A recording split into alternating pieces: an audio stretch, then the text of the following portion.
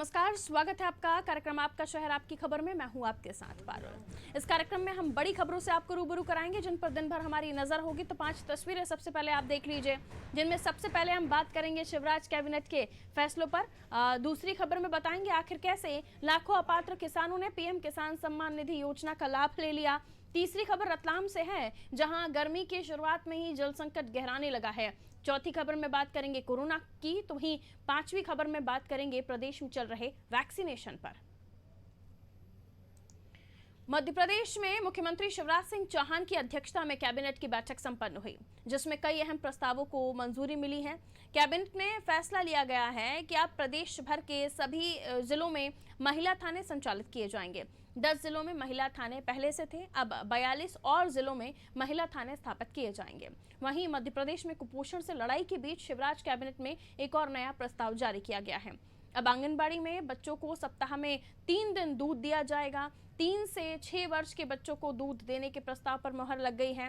Cabinet में स्थानांतरण नीति पर भी चर्चा हुई है। विस्तार के बाद 1 अप्रैल से स्थानांतरण प्रारंभ करने का कैबिनेट ने तय किया है। वहीं चिकित्सा शिक्षा विभाग द्वारा शहडोल जिला चिकित्सालय को 309 करोड़ 97 लाख की प्रशासनिक स्वीकृति दी गई है। सरकार पशुओं के रोग नियंत्रण की तरफ भी आगे बढ़ रही है। प्रदेश में अब पशुपालन टीकाकरण अभियान चलाया जाएगा। पशुपालन और डेयरी विभाग को इसकी जिम्मेदारी दी गई है। वहीं मुर्गी सिंचाई परियोजना के लिए 102 करोड़ 45 लाख की स्वीकृति प्रदान की गई है। मत्स्य संपदा योजना को भी आगामी 5 वर्षों में लागू करने के लिए 481 करोड़ 66 लाख रुपए की स्वीकृति प्रदान की गई है।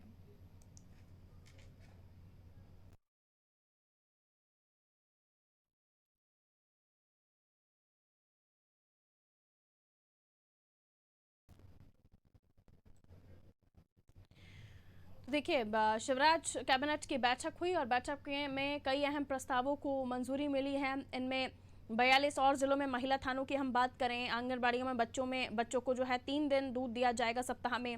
और कुपोषण से लड़ाई के लिए काफ़ी अहम भी माना जा रहा था। पिछले दिनों जब हमने देखा इमरती जी जो है महिला बाल विकास मंत्री थी, तो उस वक्त अंडे वाला मामला गरमाया था, लेकिन उसे नकारते हुए अब दूध को जो है प्रायोरिटी दी गई है। और काफ़ी और भी चीज़ें हैं जिसको लेकर हम और भी चर्चा करेंगे। वैभव गुप्ता विशेष संवाददाता फोन लाइन पर इस वक्त हमारे साथ मौजूद हैं। शिवराज कैबिनेट की बैठक वैभव, और बैठक में कई अहम प्रस्ताव जिसमें महिला थानों की भी बात हुई है, आंगनबाड़ियों में दूध देने की बात हुई है, सिंचाई परियोजना, और क्या कुछ खास रहा इस बैठक में निकल कर आया, आप बताइए। जो सबसे ज्यादा महत्वपूर्ण था वो ट्रांसफर पॉलिसी पर कैबिनेट की बैठक में चर्चा की गई। हालांकि मंत्री जब ब्रीफ कर रहे थे, गृह मंत्री डॉक्टर नरोत्तम मिश्रा ने कहा कि 1 मई से तबादले होने की शुरुआत हो जाएगी। उनसे चूक हो गई, शायद तारीखों में हेरफेर हो गया। 1 अप्रैल से मध्य प्रदेश में तबादले होने की शुरुआत हो जाएगी। इसके साथ ही पूरे ही मध्य प्रदेश में महिला थाने खोले जाएंगे। 10 थाने हालांकि मध्य प्रदेश में है, लेकिन 42 जिलों के लिए भी स्वीकृति कैबिनेट ने दे दी। इसके साथ ही आंगनबाड़ियों में बच्चों को दूध दिया जाएगा। कमलनाथ सरकार के दौर में हमने देखा कि अंडा और दूध को लेकर जमकर सियासत हुई थी, लेकिन स्पष्ट हो गया है कि आंगनबाड़ी बच्चों को दूध दिया जाएगा। मुख्यमंत्री शिवराज सिंह चौहान भी स्पष्ट कर ही चुके हैं कि आंगनबाड़ियों में बच्चों को दूध दिया जाएगा। आंगनबाड़ी में बच्चों को 3 साल से लेकर 6 साल तक के बच्चों को हफ्ते में 3 दिन तक दूध का वितरण किया जाएगा। तो ये बेहद महत्वपूर्ण है, क्योंकि विधानसभा में कोरोना के बीच में ये बैठक आयोजित की गई, जिसमें बहुत सारे मुद्दे भी थे कैबिनेट को लेकर। इसके साथ ही कई अन्य और मुद्दे भी। स्थानांतरण पॉलिसी, जिलों के अंदर प्रभारी मंत्री प्रदेश में विभागीय मंत्री के अनुमोदन के बाद तबादला किया जाएगा। क्लास 1 अधिकारी का जो तबादला है वो मुख्यमंत्री के अनुमोदन के बाद ही होगा। इसके साथ ही पूरे प्रदेश में पशुओं का टीकाकरण अभियान चलाया जाएगा। पशुपालन डेयरी विभागों को इसकी जिम्मेदारी सौंपी गई है। जो स्थानांतरण को लेकर बात आ रही है, ये कहा जा रहा है कि 1 अप्रैल से इसको लेकर कहा जा रहा है कि विस्तार के बाद 1 अप्रैल से इसमें स्थानांतरण प्रारंभ करने की बात कैबिनेट में तय की गई है। इसको लेकर और क्या डिटेल्स मिल पा रही हैं वैभव, क्योंकि काफ़ी महत्वपूर्ण मसला है मध्य प्रदेश के लिहाज से, सिस्टम के लिहाज से। आप इसे और कैसे देखते हैं, क्या कुछ और डिटेल्स मिल पाई हैं इस मसले को लेकर? बेहद महत्वपूर्ण है कि ट्रांसफर पॉलिसी को लेकर तमाम तरह की बातें की जा रही थी। इससे पहले भी हम देखते थे कि जब थोपन तबादले किए जाते थे, चाहे वो कांग्रेस की सरकार हो, चाहे वो बीजेपी की सरकार हो, विपक्ष यही आरोप लगाता था कि तबादलों के दम पर भ्रष्टाचार किया गया है और करोड़ों रुपए का हेरफेर यहाँ से वहां किया गया है। जो भी अधिकारी अपनी मनपसंद पोस्टिंग चाहता है उसे उस पोस्टिंग के एवज में कुछ ना कुछ राशि चुकानी ही होती है। अब ऐसे में फिर से एक बार 1 अप्रैल से तबादले खुलने जा रहे हैं, 30 अप्रैल तक तबादले होते रहेंगे, तो इस महीने भर में देखना हो कितने तबादले होते हैं। 3rd और 4th क्लास के तबादलों की बात की जाए तो प्रभारी मंत्री के अनुमोदन के बाद जो कलेक्टर्स होते हैं वो ट्रांसफर कर चुकेंगे। वहीं क्लास 1 अधिकारी की बात की जाए तो मुख्यमंत्री कई बार फाइल सीएम समन्वयक में तक जाती है। तो मनचाही पोस्टिंग के लिए कितने प्रचार हुए हैं, इससे पहले आरोप लगे हैं, चाहे वो बीजेपी की सरकार हो, चाहे वो कांग्रेस की सरकार हो। तो इन आरोपों से बचने के लिए सरकारें क्या करती हैं? उसके साथ ही नगरीय निकाय भी चुनाव जल्द ही मध्य प्रदेश में होने जा रहे हैं। ऐसे में अपने अधिकारियों को अपने स्थान पर एडजस्ट करने की कोशिश भी की जाएगी। बिल्कुल बहुत शुक्रिया वैभव, लेकिन अगली खबर पर भी आपसे ही बात होनी है तो आप बने रहिए हमारे साथ। चलिए हम रुक कर लेंगे अगली खबर की ओर। मध्य प्रदेश में प्रधानमंत्री किसान सम्मान निधि योजना में बड़ा फर्जीवाड़ा सामने आया है। इस योजना के तहत 1,70,596 अपात्र किसानों के खाते में राशि पहुंची है, जिन्हें राज्य सरकार ने राशि लौटाने का नोटिस भी भेज दिया है। इसमें से अभी तक सिर्फ 9,960 किसानों ने राशि लौटा दी है। केंद्र सरकार की इस योजना में फर्जीवाड़ा होने के आंकड़े विधानसभा में दिए। इसको लेकर कांग्रेस विधायक हर्ष यादव ने सवाल लगाया था, जिसका लिखित जवाब राजस्व मंत्री गोविंद सिंह राजपूत ने दिया। हालांकि उन्होंने ये नहीं बताया कि अपात्र किसानों के खातों में कितनी राशि ट्रांसफर हो चुकी है। प्रदेश में सबसे ज्यादा नोटिस उज्जैन में जहां 9,323 अपात्र किसानों को दिए गए हैं, जिनमें से 163 किसानों ने राशि लौटा दी है। इसी तरह सीहोर छिंदवाड़ा में 8,000 से अधिक अपात्र चिन्हित किए गए। आपको बता दें, सीहोर मुख्यमंत्री शिवराज सिंह चौहान और छिंदवाड़ा पूर्व मुख्यमंत्री कमलनाथ का गृह जिला है। पीएम किसान सम्मान निधि योजना छोटे किसानों को खेती बाड़ी में होने वाली आर्थिक समस्या को दूर करने के उद्देश्य से लागू की गई थी, मगर केंद्र सरकार की योजना का लाभ ऐसे लोगों ने ले लिया जिनके नाम पर अपनी खेती योग्य जमीन भी नहीं है। ऐसे फर्जी किसान अपने दादा या पिता की जमीन का एलपीसी बनाकर अपना नाम किसान सम्मान निधि योजना में जुड़वा रहे हैं, जो वास्तविक में उसके हकदार नहीं माने जा सकते। अगर कोई जमीन का मालिक है लेकिन सरकारी कर्मचारी है या रिटायर हो चुका है तो उन्हें योजना का लाभ नहीं मिलेगा। मौजूदा या पूर्व सांसद, विधायक, मंत्री भी लाभ नहीं ले सकते। अगर कोई व्यक्ति खेत का मालिक है लेकिन उसे 10,000 रुपये महीने से अधिक पेंशन मिलती है तो वो भी योजना के लाभार्थी नहीं हो सकते। लेकिन ऐसे कई किसानों ने फर्जीवाड़ा कर अपने खातों में राशि डलवाई है, जिसके लिए अब सरकार ने नोटिस भेजना भी शुरू कर दिया है। और चलिए, एक तरफ किसानों को मदद पहुंचाती सरकार, दूसरी तरफ कुछ ऐसे लोग जो किसानों के नाम पर उनका हक ले रहे हैं, क्योंकि कई ऐसे किसान हैं जो पात्र पाए गए हैं, जो कि सूची भी हमने आपको बताई कितने सारे किसान हैं अलग अलग जगहों से। और चलिए इस खबर को और भी समझते हैं। वैभव गुप्ता लगातार हमारे साथ बने, हमारे विशेष संवाददाता। तो वैभव, किसान सम्मान निधि 6,000 रुपये केंद्र की तरफ से, 4,000 रुपये मुख्यमंत्री यानी मध्य प्रदेश सरकार की तरफ से। अभी ये 10,000 रुपये उन किसानों के पास भी गए हैं जिनका कोई रोल ही नहीं है इस सम्मान निधि में, यानी वो पात्र हैं, वो इस क्राइटेरिया में नहीं आते हैं। लेकिन उनके पास ये राशि कैसे पहुंच गई? उनका रजिस्ट्रेशन करा लिया, क्या इसमें कोई प्रोसेस नहीं होता कि जाके जांच की जाए, पता किया जाए कि वाकई वो किसान है भी या नहीं, या फिर किसी ने भी नाम दर्ज करा लिया और ये राशि उनके पास ट्रांसफर हो जाती है? इस प्रोसेस के बारे में भी बताइएगा, और साथ ही कि अब इसके बाद अब होगा क्या, क्योंकि अब सदन में तो ये बता चुके हैं मंत्री साहब की इस तरह का घोटाला हुआ है, फर्जीवाड़ा हुआ है। अब आगे किस तरह की प्रक्रिया, जो किसान नहीं वापस कर रहे हैं उनके लिए भी? पारुल जी, प्रोसेस तो बहुत सारी होती है, हर योजना का लाभ लेने के लिए होती है और पहले ही मापक तय कर दिए जाते हैं कि किस तरीके से इस योजना का लाभ लिया जाएगा। आपने खुद ही बताया कि इस योजना का लाभ लेने के लिए किस तरह से फर्जीवाड़ा किया गया है। मतलब जो पिताजी के नाम पर जमीन होती है, दादाजी के नाम पर जमीन होती है, उसकी एसएलपी तैयार करके आवेदन कर दिया गया कि हम भी पात्र किसान हैं, हमें भी इसका लाभ मिलना चाहिए। दरअसल प्रधानमंत्री किसान सम्मान निधि 6,000 रुपये मिलती है, 3 किस्तों में मिलती है, 2-2 हजार रुपए के हिसाब से। वहीं मुख्यमंत्री किसान सम्मान निधि 4,000 रुपये होती है, 2 किस्त मिलती है 4,000 के रूप में। तो बड़ी संख्या में जो किसान हैं, हम देखते हैं कि आजकल खेती की जमीन को खरीदने का बड़ा क्रेज हो गया है। सीए होते हैं, एडवोकेट होते हैं, व्यापारी होते हैं, वो सभी खेतियों की जमीन खरीद लेते हैं और फिर अपने आप को किसान शो करते हैं, क्योंकि किसान शो करने के बहुत सारे फायदे भी होते हैं। आपको कम ऋण पर ब्याज भी मिल जाता है, खेती को जिस तरह से ऑर्गेनिक खेती का क्रेज बढ़ा है तो उस पर कम सब्सिडी वाला लोन भी मिलता है। ऐसे में जो अपात्र लोग थे उन्होंने अपने आप को पात्र बना दिया, थोड़ी सी मिलीभगत की, थोड़े से कागज गलत तरीके से तैयार किए गए और वो पात्र बन गए। और इसी कारण है कि उनको करीबन 6,000 रुपये पीएम किसान सम्मान निधि का एक पूरा मामला है, मुख्यमंत्री सम्मान निधि का नहीं है, तो 6,000 रुपये उनके खाते में चले गए। 1,63,000 ऐसे अपात्र किसान हैं जिसके खातों में ये राशि पहुंची, और ये बात खुद लिखित में विधानसभा में एक सवाल के जवाब में दी गई है। कांग्रेस के विधायक हर्ष यादव ने ये सवाल लगाया था। हालांकि 9,000 से ज्यादा किसान इस राशि को भी वापस कर चुके। उज्जैन में करीबन 9,223 ऐसे किसान थे, अपात्र किसान थे, सबसे ज्यादा उज्जैन जिले के ही थे जिनको ये राशि के खातों में पहुंची है। हालांकि 164 किसानों ने राशि वापस भी की है। इस सवाल में जब लगाया गया तो ये हर्षयादव द्वारा ये सवाल में ये भी पूछा गया था कि अगर राशि नहीं मिलती है तो आप क्या करेंगे, तो वसूली की कार्रवाई की जाएगी, क्योंकि किसान क्रेडिट कार्ड भी होता है, किसान पर लोन भी होता है, इस पर जमीन भी होती है, तो किसान से पैसे वापस लेने के तमाम सारे उपाय होते हैं। लेकिन क्या सरकार वो बड़ा कदम उठा पाएगी? क्या सरकार उन किसानों के खिलाफ जाकर उनसे पैसे वापस ले जाएगी? क्योंकि हमने देखा है चाहे देश की सियासत हो चाहे प्रदेश की सियासत हो, यहाँ पर तो किसान ऋण माफी के नाम पर सरकार बन जाती है, तो फिर क्या सरकार उनसे 6,000 रुपये वापस ले पाएगी? चलिए वैभव, बहुत शुक्रिया जानकारी देने के लिए। काफ़ी विस्तार से हमें वैभव ने समझाया कि किस तरह से किसान सम्मान निधि, जो कि किसानों के लिए बहुत अच्छी योजना है, वो किसान जो अपनी ज़मीन होने के बावजूद भी आर्थिक मंदी से गुजर रहे थे, बोनी नहीं कर पा रहे थे और भी कई समस्याओं को उन्हें सामना करना पड़ रहा था, उनके लिए ये योजना थी। लेकिन देखिए कई ऐसे अपात्र किसान हैं जो इस कैटेगरी में शामिल हुए, फ़ायदा लिया, और अब हो सकता है आने वाले समय में अगर ये खुद ये वापस राशि नहीं करते हैं तो इनसे वसूली की कार्रवाई भी की जाएगी। लेकिन सवाल यही कि अगर ये अपात्र थे तो सूची में शामिल कैसे हो गए। चलिए आगे बढ़ते हैं। अगली खबर रतलाम से होगी, जहां गर्मी का सीजन अभी शुरू हुआ है और जल संकट गहराने लगा है। ऐसे में मई से जून के बीच क्या होगा, इसकी सहज ही कल्पना की जा सकती है। रतलाम जिले में पानी की किल्लत अभी से शुरू हो गई है। जिले के बिबड़ौदा में प्रीतम नगर पंचायत है, जहां की ग्राम उचवानिया के ग्रामीण पानी की समस्या को लेकर पीएचई पहुंच गए। ग्रामीणों का कहना था उनके यहाँ हैंडपंप में पानी नहीं आ रहा और नलकूप सूख गए हैं, जिससे उनके सामने पीने के पानी की समस्या पैदा हो गई है। इंसानों के साथ साथ मवेशियों को भी पीने के पानी की समस्या है, यानी उन्हें भी पानी नहीं मिल रहा। ग्रामीणों ने पीएचई विभाग के एसडीओ एसआर मेड़ा को आवेदन देकर जल्द पानी की समस्या से निजात दिलाने की मांग की है।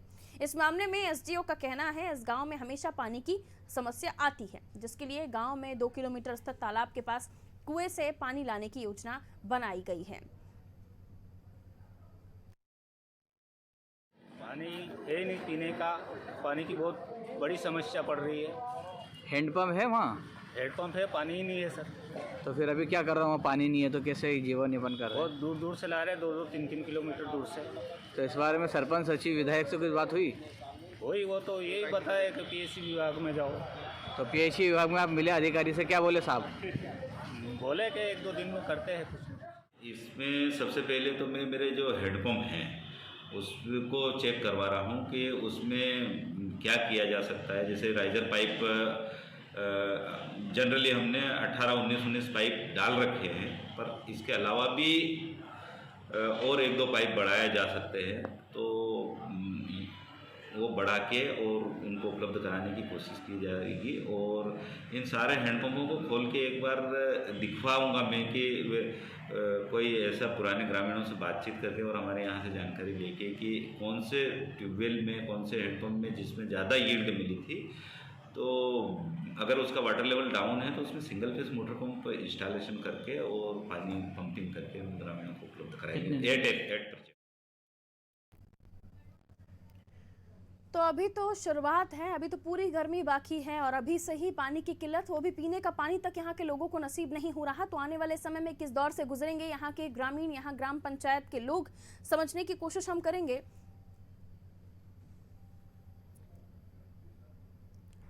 तो जाहिर है कि गर्मी का मौसम आता है, जगह जगह पर पानी की समस्या होती है, लेकिन गर्मी की शुरुआत में ही जो यहाँ के लोग हैं उन्हें पानी की समस्या से दो चार होना पड़ रहा है, वो भी पीने के पानी की समस्या है। बाकी सब तो छोड़िए आप। कुलदीप संवाददाता फोन लाइन पर इस वक्त हमारे साथ मौजूद हैं और भी ज़्यादा जानकारी के लिए। कुलदीप, ये बिबड़ौदा और प्रीतम नगर पंचायत, जहाँ के उचवानिया गांव के लोग हैं, पानी की समस्या से जूझ रहे हैं। पीएचई पहुंच गए, हुआ कुछ नहीं। और ये बताया जाता है यहाँ हमेशा इस तरह की समस्या रहती है। जब हर बार इस तरह की समस्या होती है तो पहले से क्यों नहीं इंतजाम किए जाते? बार बार ग्रामीणों को क्यों पीएचई विभाग को इन्फॉर्म करना पड़ता है या सरकार को सूचित करना पड़ता है कि उनके साथ पानी की दिक्कत है, वो पीने के पानी के लिए मोहताज है? जैसा कि यहाँ पर भूजल स्तर गर्मी शुरू होने के कारण बहुत कम हो जाता है, तो साल भर जब बारिश का मौसम होता है, इस पानी के संरक्षण के लिए कोई भी यहाँ पर साधन किए नहीं जाते हैं, जिससे कि ये गर्मी में समस्या नहीं आए। और अभी भी कोई ऐसा ठोस उन्होंने आश्वासन दिया नहीं है कि कैसे ग्रामीणों की समस्या इससे सुलझाई जाएगी। कोई इस पर ज्यादा ध्यान नहीं, हर साल इसी तरह से समस्या आती है। अधिकारियों से किसी तरह से बातचीत की मीडिया पर्सन्स ने कि आखिर क्यों इसका परमानेंट इलाज नहीं होता, पानी की समस्या को लेकर परमानेंट कोई ट्रीटमेंट क्यों नहीं होता? कोशिश तो इसके अंदर यहाँ के जो जनप्रतिनिधि है दिलीप जी मकवाना, जो ग्रामीण विधायक है, उनको भी अवगत कराया गया, आश्वासन दिया गया है, लेकिन अभी इस गर्मी के लिए क्या किया जाएगा कोई इसका अभी नहीं आया है। आश्वासन हर बार मिलता है और इस बार भी मिला है। अब किस तरह से समस्या को दूर करने की बात उन्होंने कही है? ये बताया जा रहा है कि पास में जो तालाब है वहां से पानी लाने की योजना है, लेकिन वो कैसे मुमकिन हो पाएगा? इतने सारे लोग हैं, वो कहां तक जाएंगे?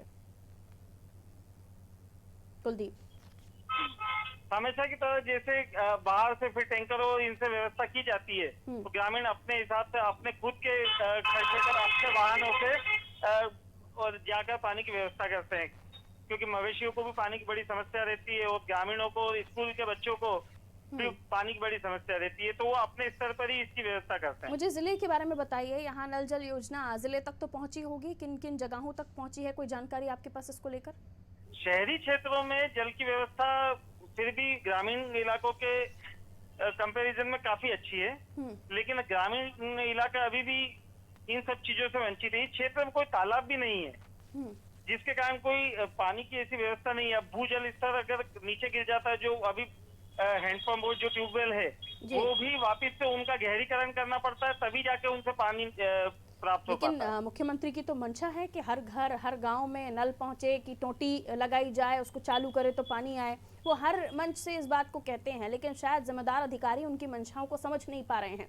वो क्या चाहते हैं उसे दरकिनार कर रहे हैं, तभी तो इस तरह की समस्याओं से लोग जूझ रहे हैं। अभी तो देखिए गर्मी की शुरुआत ही हुई है, अभी तो पूरी तरह गर्मी भी नहीं आई है और अभी से पानी की किल्लत है, तो आगे आने वाले समय में किस तरह का माहौल होगा? कई बार हमने इस तरह की भी खबरें सुनी है कि पानी को लेकर विवाद हो जाते हैं, खूनी संघर्ष तक हो जाता है। क्या इस तरह की तस्वीरें कभी इस माहौल में देखी आपने? क्योंकि पानी को लेकर परेशानी है, हर घर में झगड़े हो जाते हैं।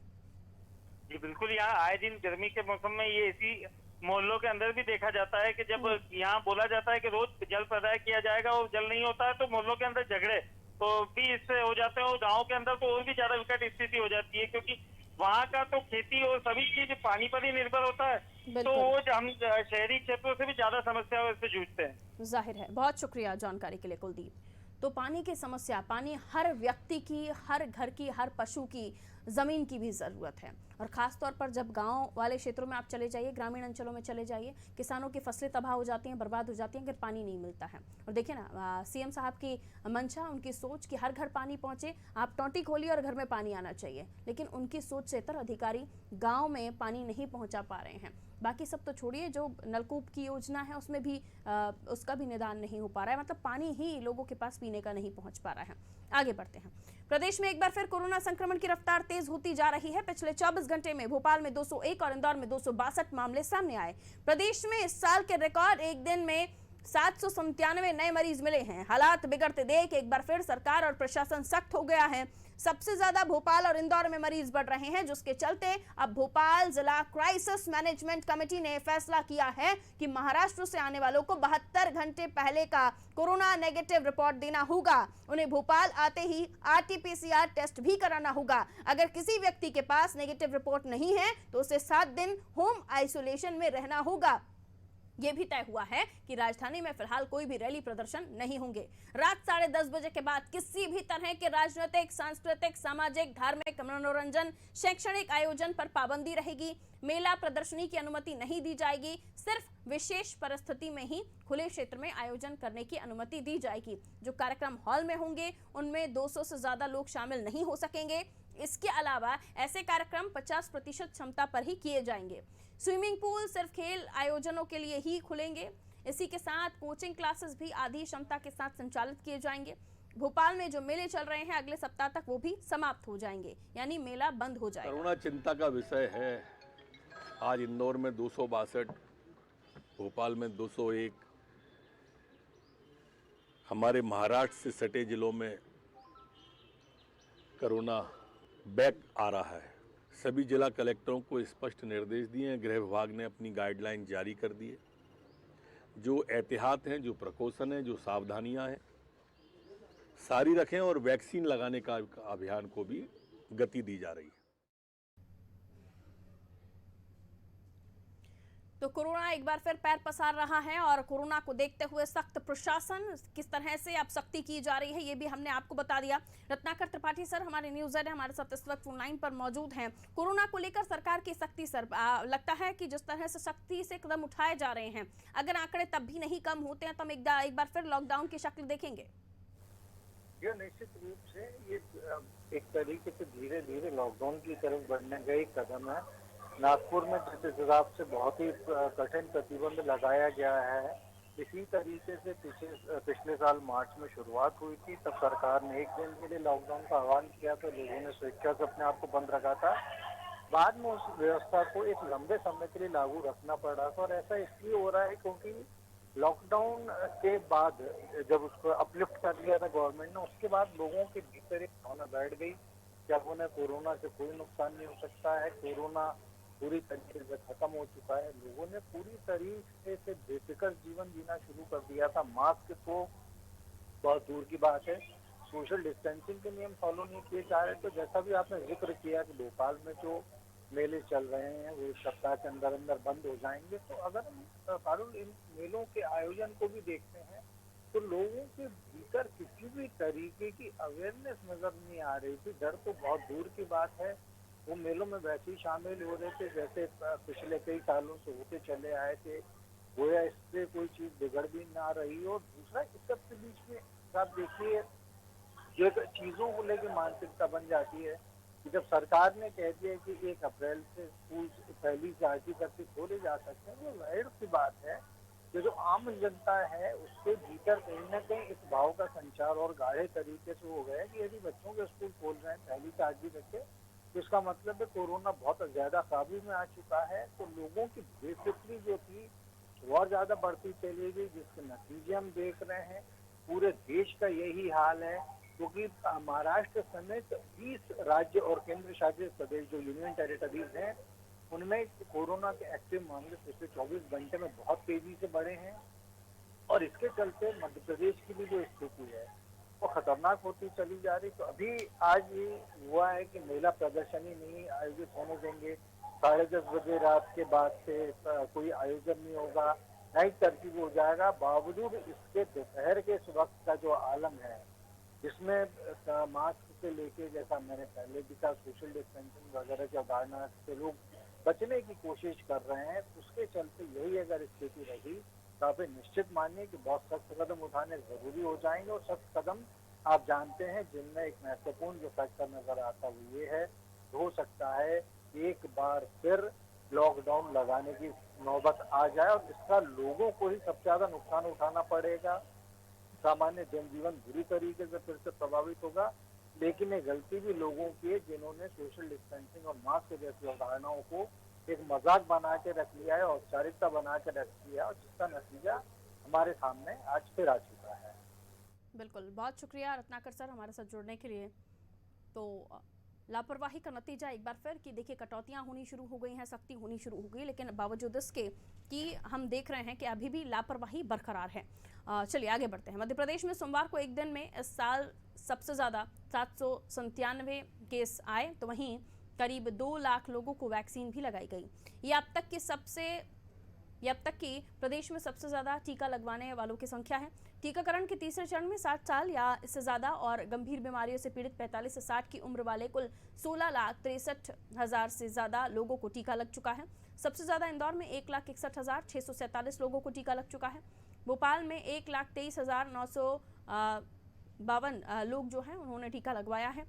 15 मार्च को एक दिन में सबसे ज़्यादा 1.90 लाख टीके लगे। अगर 60 से ज़्यादा उम्र के लोगों की बात की जाए तो 5,11,951 और 45 से 60 उम्र की गंभीर बीमारी वाले लोग तो 67,432 लोगों को टीके लग चुके हैं। प्रदेश में सभी जगह युद्ध स्तर पर वैक्सीनेशन किया जा रहा है। इंदौर और भोपाल के अलावा 16 जिलों में यह आंकड़ा 30-30 हज़ार से ज़्यादा पहुँच चुका है।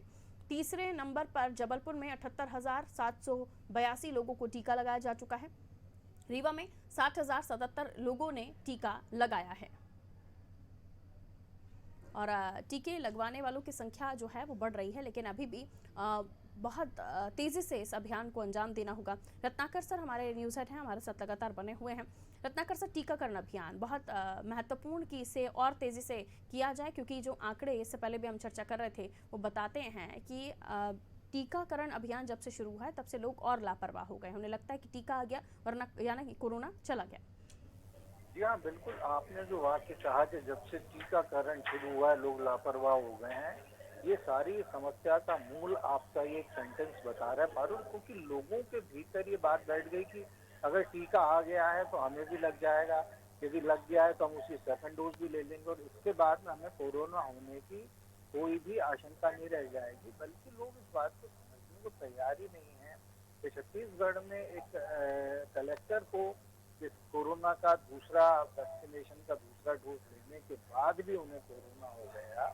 मैं ये नहीं कह रहा कि वैक्सीनेशन की फेल्योर की वजह से ऐसा हुआ है।